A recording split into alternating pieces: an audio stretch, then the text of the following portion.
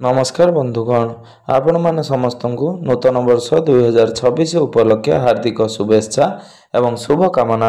यही नूतन वर्ष 2026 टी आपण मानक पई शुभमय एवं मंगलमय हेउ एहा ही ईश्वर निकट में मोर एतिकी कामना। तो बंधु माने आज भिडटी मकर राशि व्यक्ति विशेष मानक पई बहुत गुरुत्वपूर्ण अच्छी बहुत ही खास अच्छी से भिडटी को स्किप न करी आपण माने शेष पर्यंत निश्चिंत देखंतु। आज भिडियो रे आमे माने जानिबा मकर राशि व्यक्ति विशेष मानक पई आसीबा को जाउथिबा नूतन वर्ष 2026 किपरि रहिबो, ग्रह मानकर गोचर आपण मानकु केउ प्रकार फल प्रदान करिवो।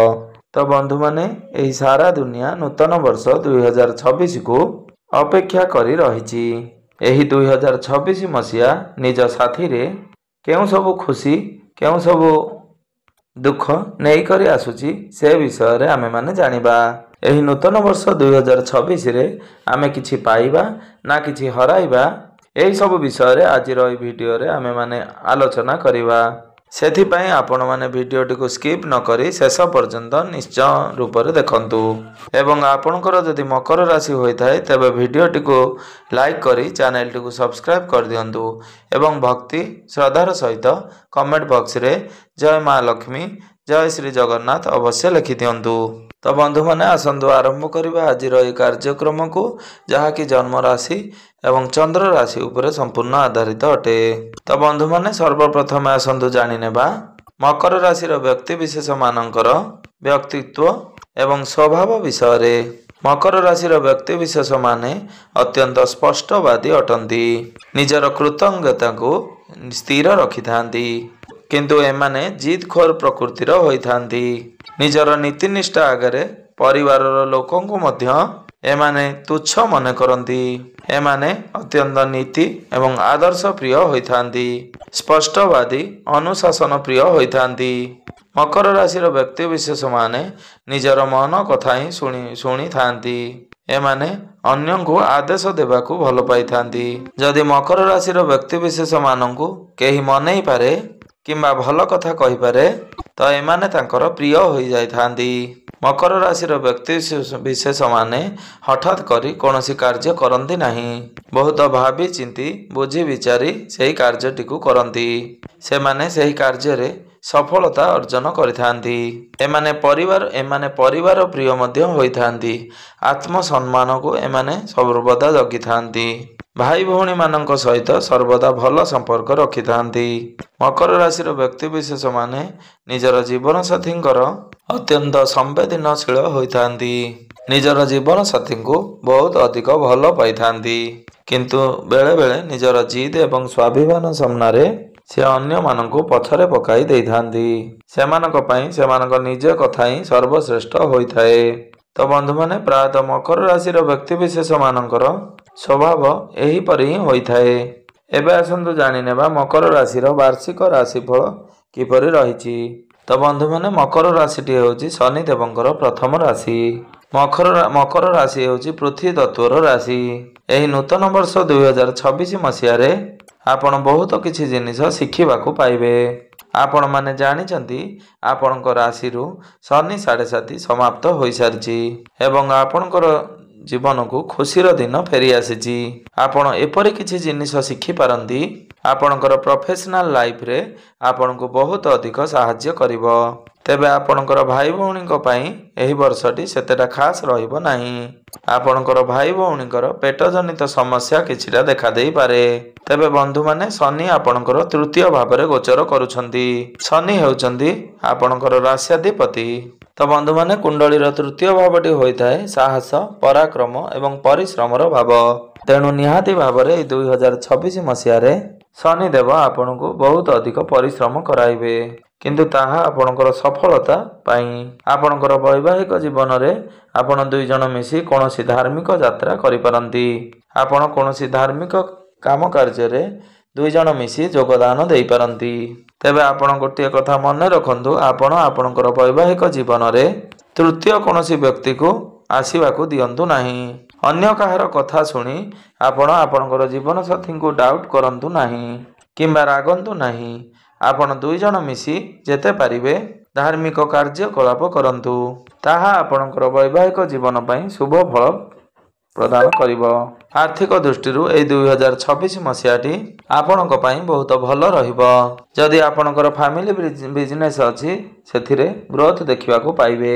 ଯଦି ଆପଣ ନିଜେ ମଧ୍ୟ କୌଣସି ବିଜନେସ୍ କରୁଛନ୍ତି ତ ସେଥିରେ ମଧ୍ୟ ଆପଣ ପ୍ରଫିଟ୍ ଦେଖିବା ପାଇଁ ପାଇବେ। ପୂର୍ବରୁ ଯଦି ଆପଣଙ୍କର ବିଜନେସ୍ ମାନ୍ଦା ଥିଲା ଆପଣ ଦେଖିବେ ଆପଣଙ୍କର ବିଜନେସ୍ ଧୀରେ ଧୀରେ ଗ୍ରୋ କରୁଛି। ଏମିତିରେ କି ଆପଣ ଆପଣଙ୍କର ବିଜନେସ୍କୁ ଆଗକୁ ବଢ଼ାଇ ପାରିବେ। ଯଦି ଆପଣ ଚାହୁଁଛନ୍ତି ଆପଣ କିଛି ନୂତନ ବିଜନେସ୍ ମଧ୍ୟ ଷ୍ଟାର୍ଟ କରିପାରନ୍ତି। ଯଦି ଆପଣ ଚାକିରି କରୁଛନ୍ତି ତେବେ ଚାକିରି କ୍ଷେତ୍ରରେ ଆପଣଙ୍କର ପଦୋନ୍ନତି ହେବାର ସମ୍ଭାବନା ବନୁଅଛି। ଆପଣଙ୍କର ସାଲାରୀରେ ବୃଦ୍ଧି ହେବ। ଏବଂ ଯେଉଁ ମକର ରାଶିର ବ୍ୟକ୍ତିବିଶେଷମାନଙ୍କ ପାଖରେ କୌଣସି କାମ କାର୍ଯ୍ୟ ନାହିଁ କିମ୍ବା ଚାକିରି ନାହିଁ, ଆପଣ ଚାକିରିର ଅନୁସନ୍ଧାନରେ ଅଛନ୍ତି ତ ଆପଣଙ୍କୁ ଚାକିରି ପ୍ରାପ୍ତି ହେବାର ବହୁତ ଅଧିକ ସମ୍ଭାବନା ବନୁଅଛି। କିନ୍ତୁ ଆପଣ ନିଜ ତରଫରୁ ଚେଷ୍ଟା ଜାରି ରଖନ୍ତୁ। ତେବେ ଆଉ ଗୋଟିଏ କଥା ମନେ ରଖନ୍ତୁ, ଯଦି ଆପଣ ଆମର ଏହି କାର୍ଯ୍ୟକ୍ରମକୁ ଦେଖୁଛନ୍ତି କିମ୍ବା ଆପଣଙ୍କର ମକର ରାଶି ଅଟେ କିମ୍ବା ଆପଣ କୌଣସି ବଡ଼ ପଦ ପ୍ରତିଷ୍ଠାରେ ଅଛନ୍ତି, ଆପଣଙ୍କର ଇନକମ୍ ବହୁତ ଅଧିକ କରୁଛନ୍ତି ତ ଇନକମ୍ ଟ୍ୟାକ୍ସ ଇଡି ଠାରୁ ଟିକେ ସତର୍କତା ଅବଲମ୍ବନ କରନ୍ତୁ। କାରଣ ଏହି 2026 ନିକଟରେ ବା ବର୍ଷରେ ଆପଣଙ୍କର ପାଖକୁ ଏହିଭଳି ସମସ୍ୟା କିଛି ଆସିପାରେ। 2026 ମସିହାଟି ଆପଣଙ୍କୁ ଧାର୍ମିକ ବନାଇବାରେ ସାହାଯ୍ୟ କରିବ। ନିହାତି ଭାବରେ ଏହି 2026 ମସିହାରେ ଆପଣ ଅଧିକ ଧାର୍ମିକ କାର୍ଯ୍ୟରେ ଯୋଗ ଦେବେ। ଆପଣ କୌଣସି ଧାର୍ମିକ ସ୍ଥାନକୁ ଯାତ୍ରା କରିବେ। ଏହା ବ୍ୟତୀତ ଏହି 2026 ମସିହାରେ ଆପଣଙ୍କ ମଧ୍ୟରେ ଗଭୀର ଜ୍ଞାନ ମଧ୍ୟ ଆହରଣ କରିବେ। ଆପଣ ବହୁତ କିଛି ଶିଖିବାର ଚେଷ୍ଟା କରିବେ। ଯେଉଁମାନେ ରିସର୍ଚ୍ଚ ଲାଇନ୍ରେ ଅଛନ୍ତି, ଜ୍ୟୋତିଷ ବିଦ୍ୟା ଅର୍ଜନ କରୁଛନ୍ତି, କୌଣସି ଗଭୀର ଜ୍ଞାନର ଅଧ୍ୟୟନ କରୁଛନ୍ତି, ସେମାନଙ୍କ ପାଇଁ 2026 ମସିହାଟି ବହୁତ ଭଲ ରହିବ। ଏସବୁ କ୍ଷେତ୍ରରେ ଆପଣ ବହୁତ ଅଧିକ ଉନ୍ନତି ଅଗ୍ରଗତି କରିବାକୁ ଯାଉଛନ୍ତି। ଏସବୁ କ୍ଷେତ୍ରରେ ଆପଣଙ୍କୁ ବହୁତ ଅଧିକ ସଫଳତା ମିଳିବାକୁ ଯାଉଛି। ମକର ରାଶିର ବ୍ୟକ୍ତିବିଶେଷମାନେ ଯେଉଁମାନେ ଅବିବାହିତ ଅଛନ୍ତି ତ ଏହି 2026 ମସିହାରେ ଆପଣଙ୍କର ବିବାହ ଯୋଗ ମଧ୍ୟ ଖୋଲିବ। ଆପଣଙ୍କର ଘରକୁ ବିବାହ ପ୍ରସ୍ତାବମାନ ଆସିବ ଏବଂ ଆପଣଙ୍କର ବିବାହ ମଧ୍ୟ ହୋଇଯିବ। ପୂର୍ବରୁ ଯଦି ଆପଣଙ୍କର ବୈବାହିକ ଜୀବନରେ କୌଣସି ପ୍ରକାର ସମସ୍ୟା ଲାଗି ରହିଥିଲା ତ ସେଥିରେ ମଧ୍ୟ ଆପଣ ସୁଧାର ଦେଖିବାକୁ ପାଇବେ। ବାରମ୍ବାର ଆପଣଙ୍କ ମଧ୍ୟରେ ଯଦି କଳି ଝଗଡ଼ା ହେଉଥିଲା, ମତାନ୍ତର ହେଉଥିଲା ତ ଏହିସବୁ କ୍ଷେତ୍ରରେ ଆପଣ ପରିବର୍ତ୍ତନ ଦେଖିବାକୁ ପାଇବେ। ଆପଣଙ୍କ ମଧ୍ୟରେ ବୁଝାମଣା ବଢ଼ିବ। ବୁଝାମଣା ଠିକ୍ ଠାକ୍ ରହିବ। ତ ବନ୍ଧୁମାନେ, ମୋଟାମୋଟି ଭାବରେ ଦେଖିବାକୁ ଗଲେ ଏହି 2026 ବର୍ଷଟି ଆପଣଙ୍କୁ ଅନେକ କ୍ଷେତ୍ରରେ ଶୁଭ ଫଳ ପ୍ରଦାନ କରିବ। ଯଦି ଆପଣଙ୍କ ପାଖକୁ କାମ ଆସୁଛି ବା ପ୍ରେସର ଆସୁଛି ତ ଆପଣ ତାକୁ ଖୁସିରେ ଆକ୍ସେପ୍ଟ କରନ୍ତୁ। କାରଣ ଆପଣଙ୍କୁ ବହୁତ ଅଧିକ ସଫଳତା ପ୍ରାପ୍ତି ହେବା ପାଇଁ ଯାଉଛି। ଯେତେବେଳେ ସଫଳତା ହାସଲ କରିବାର ଥାଏ ତ ଆମକୁ ଅଧିକ ପରିଶ୍ରମ କରିବାକୁ ପଡ଼ିଥାଏ। ତେଣୁ ଆପଣ ପରିଶ୍ରମ କରିଚାଲନ୍ତୁ। 2026 ବର୍ଷଟି ଆପଣଙ୍କ ପାଇଁ ସଫଳତାର ବର୍ଷ ଅଟେ। ଉନ୍ନତି ଏବଂ ଅଗ୍ରଗତିର ବର୍ଷ ଅଟେ। ଆପଣଙ୍କୁ ଅନେକ କ୍ଷେତ୍ରରେ ଏହି 2026 ମସିହାରେ ସଫଳତା ମିଳିବାକୁ ଯାଉଛି। ଆପଣ ଗୋଟିଏ କଥା ମନେ ରଖନ୍ତୁ, ଆପଣଙ୍କର ତୃତୀୟ ଭାବରେ ଶନିଦେବ ବକ୍ରି ହେବେ। ତ ସେତେବେଳେ ଆପଣ ଧ୍ୟାନ ରଖିବେ ଆପଣଙ୍କର ପାଖ ପଡ଼ୋଶୀଙ୍କ ସହିତ ଯେମିତି କୌଣସି ପ୍ରକାର ଯୁକ୍ତିତର୍କ ନ କରନ୍ତି। କାରଣ ଆପଣଙ୍କର ପାଖ ପଡ଼ୋଶୀଙ୍କ ସହିତ ଆପଣଙ୍କର ସମ୍ପର୍କ ଖରାପ ହେବାର ବହୁତ ଅଧିକ ସମ୍ଭାବନା ବନୁଅଛି। ତେଣୁ ଏହି କଥା ପ୍ରତି ଆପଣ ସତର୍କତା ଅବଲମ୍ବନ କରନ୍ତୁ। ଏହା ବ୍ୟତୀତ ରାହୁ ଆପଣଙ୍କର ଦ୍ୱିତୀୟ ଭାବରେ ଅଛନ୍ତି। 5 ଡିସେମ୍ବର 2026 ପର୍ଯ୍ୟନ୍ତ ଆପଣଙ୍କର ଦ୍ୱିତୀୟ ଭାବରେ ହିଁ ରହିବେ। ଦ୍ୱିତୀୟ ଭାବଟି ହୋଇଥାଏ ବାଣୀର ଭାବ। ତ ଆପଣଙ୍କୁ ଆପଣଙ୍କ ବାଣୀ ଉପରେ ସମ୍ପୂର୍ଣ୍ଣ ରୂପରେ ନିୟନ୍ତ୍ରଣ ରଖିବାର ଅଛି। ଯେତେବେଳେ ଆପଣ ସାମ୍ନାବାଲାକୁ କିଛି କହୁଛନ୍ତି ତା ପୂର୍ବରୁ ଆପଣ ଭଲ ଭାବରେ ଭାବି ଚିନ୍ତି ବୁଝି ବିଚାରି କଥାଟିକୁ କୁହନ୍ତୁ। ଆପଣ ଯେତେ ପାରିବେ ଇଲିଗାଲ କାମଠାରୁ ଦୂରେଇ ରୁହନ୍ତୁ। ନିଶା ଦ୍ରବ୍ୟଠାରୁ ଦୂରେଇ ରୁହନ୍ତୁ। ଆପଣ ମିଥ୍ୟା ଠାରୁ ମଧ୍ୟ ଦୂରେଇ ରୁହନ୍ତୁ। ଆପଣ ଯେତେ ପାରିବେ ଭଲ କର୍ମ କରନ୍ତୁ ଏବଂ ସର୍ବଦା ସତ କହିବାକୁ ଚେଷ୍ଟା କରନ୍ତୁ। କାରଣ ରାହୁ ଆପଣଙ୍କର ଦ୍ୱିତୀୟ ଭାବରେ ଆପଣଙ୍କୁ ଏହିସବୁ କାର୍ଯ୍ୟରେ ଆଗକୁ ବଢ଼ାଇ ପାରନ୍ତି। କାରଣ ଏସବୁ ଆପଣଙ୍କର ଭବିଷ୍ୟତ ପାଇଁ ସମସ୍ୟା ସୃଷ୍ଟି କରିପାରେ। ଯେଉଁମାନେ ବିଦ୍ୟାର୍ଥୀ ଅଛନ୍ତି ସେମାନଙ୍କର ଟିକେ ମାଇଣ୍ଡ ଡିଷ୍ଟର୍ବାନ୍ସ ହୋଇପାରେ। ମାଇଣ୍ଡ ବାରମ୍ବାର ଡାଇଭର୍ଟ ହୋଇପାରେ। କାରଣ ଶନିଙ୍କର ଦୃଷ୍ଟି ପଞ୍ଚମ ଭାବ ଉପରେ ରହୁଛି। ଆପଣ ଗଭୀର ଜ୍ଞାନ ଅଧ୍ୟୟନ କରିବେ। ଯେଉଁମାନେ ରିସର୍ଚ୍ଚ ଲାଇନ୍ରେ ଅଛନ୍ତି, ଜ୍ୟୋତିଷ ବିଦ୍ୟା ଅଧ୍ୟୟନ କରୁଛନ୍ତି ବା ହାୟର ଏଜୁକେସନ୍ କରୁଛନ୍ତି ସେମାନଙ୍କ ପାଇଁ ଭଲ ରହିବ। କିନ୍ତୁ ଯେଉଁମାନେ ବିଦ୍ୟାର୍ଥୀ ଅଛନ୍ତି ବେଳେବେଳେ ତାଙ୍କର ପାଠ ପଢ଼ିବାରେ ଆଗ୍ରହ ଆସିବ ଏବଂ ବେଳେବେଳେ ସେମାନଙ୍କର ପାଠ ପଢ଼ିବାରେ ଆଦୌ ମନ ଲାଗିବ ନାହିଁ। ଭାଗ୍ୟର କଥା ଯଦି କହିବା, ଯେତେବେଳେ ଗୁରୁ ଆପଣଙ୍କର ସପ୍ତମ ଭାବରେ ରହିବେ, ତେବେ ଜୁନ୍ ମାସ ଠାରୁ ଅକ୍ଟୋବର ମାସ ପର୍ଯ୍ୟନ୍ତ ଆପଣଙ୍କର ଭାଗ୍ୟ ବହୁତ ଅଧିକ ମଜବୁତ ରହିବ। ଏହି ସମୟ ମଧ୍ୟରେ ଆପଣ ଆପଣଙ୍କ ଭାଗ୍ୟ ସମ୍ବନ୍ଧିତ ଯେଉଁ ବି କାର୍ଯ୍ୟ କରିବେ, ସେଥିରେ ଆପଣଙ୍କୁ ସଫଳତା ପ୍ରାପ୍ତି ହେବ। ଏହା ବ୍ୟତୀତ ଗୁରୁ ଯେତେବେଳେ ଆପଣଙ୍କର ସପ୍ତମ ଭାବକୁ ଆସିବେ, ତ ଆପଣଙ୍କର ସନ୍ତାନମାନଙ୍କ ପାଇଁ ଏହା ଅଧିକ ଶୁଭ ଫଳ ପ୍ରଦାନ କରିବ।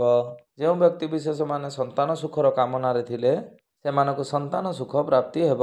ଯଦି ଆପଣଙ୍କର ସନ୍ତାନ ଅଛନ୍ତି, ତେବେ ସନ୍ତାନଙ୍କ ତରଫରୁ ଆପଣଙ୍କୁ ଖୁସି ଖବର ପ୍ରାପ୍ତି ହେବ ଏବଂ ଯେଉଁମାନେ ଚାକିରି କରୁଛନ୍ତି ସେମାନଙ୍କୁ ଚାକିରି କ୍ଷେତ୍ରରେ ପଦୋନ୍ନତି ମିଳିବାର ସମ୍ଭାବନା ବନୁଅଛି। ଆପଣଙ୍କୁ କୌଣସି ଆଚିଭମେଣ୍ଟ ପ୍ରାପ୍ତି ହେବ। ସମାଜରେ ଆପଣଙ୍କର ମାନ ସମ୍ମାନ ବଢ଼ିବ। ଆପଣ କିଛି ନୂଆ ଜିନିଷ କିଣାକିଣି କରିପାରନ୍ତି। ଆପଣ କୌଣସି ଲକ୍ଜୁରିୟସ୍ ଜିନିଷ କିଣାକିଣି କରିପାରନ୍ତି। ଆପଣ କୌଣସି ନୂତନ ଯାନବାହନ କିଣାକିଣି କରିପାରନ୍ତି। ନୂତନ ଗୃହ ନିର୍ମାଣ କରିପାରନ୍ତି କିମ୍ବା କୌଣସି ପ୍ରପର୍ଟିରେ ଆପଣ ଡିଲ୍ କରିପାରନ୍ତି। ଏହି ସମୟ ମଧ୍ୟରେ ଆପଣ ଆପଣଙ୍କର ଗୃହରେ କୌଣସି ଶୁଭ ମାଙ୍ଗଳିକ କାର୍ଯ୍ୟର ଆୟୋଜନ ମଧ୍ୟ କରିପାରନ୍ତି। ଏବେ ଆସନ୍ତୁ ଜାଣିନେବା କିଛି ବିଶେଷ ଉପାୟ ବିଷୟରେ, ଯେଉଁ ଉପାୟ ଗୁଡ଼ିକ କରିବା ଦ୍ୱାରା ଆପଣଙ୍କର ଯେଉଁ ସବୁ ଅଶୁଭତ୍ୱ ରହୁଛି ସେଗୁଡ଼ିକ ଖଣ୍ଡନ ହୋଇ ଆପଣଙ୍କୁ ଶୁଭ ଫଳ ପ୍ରାପ୍ତି ହେବ ଏବଂ ଆପଣଙ୍କର ଭାଗ୍ୟରେ ଉନ୍ନତି ହେବ। ଆପଣ ପ୍ରତ୍ୟେକ ଦିନ ଶନିଦେବଙ୍କର ବୀଜ ମନ୍ତ୍ରର ଜପ 108 ଥର ଅବଶ୍ୟ ଜପ କରନ୍ତୁ।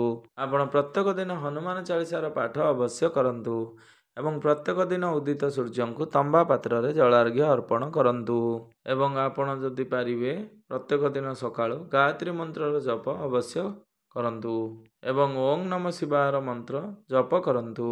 ତେବେ ବନ୍ଧୁମାନେ, ଏହି 2026 ମସିହାଟି ଆପଣଙ୍କ ପାଇଁ ଶୁଭମୟ ହେଉ, ମଙ୍ଗଳମୟ ହେଉ, ଏହା ହିଁ ଈଶ୍ୱରଙ୍କ ନିକଟରେ ମୋର ଏତିକି ପ୍ରାର୍ଥନା।